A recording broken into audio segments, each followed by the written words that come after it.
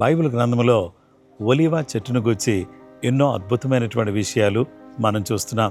ఈ ఒలీవ చెట్టు మనకి పచ్చగా ఉంటుంది అని చెప్పేసి దేవుని వాక్యంలో మనం చూస్తాం.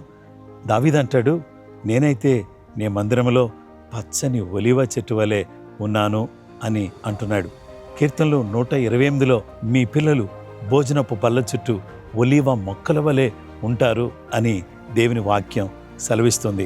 ఒలీవ నూనె రాజులను అభిషేకించడానికి, అలాగే యాజకులను అభిషేకించడానికి ఉపయోగపడేటటువంటిదిగా ఉన్నది. అలాంటి ఒలీవ చెట్టు దగ్గర నిలబడి మీతో మాట్లాడేటటువంటి అవకాశాన్ని దేవుడిచ్చినందుకు దేవునికి స్తోత్రం. మీరు దేవుని మందిరంలో ఒలీవ చెట్టు వలె ఉండాలి.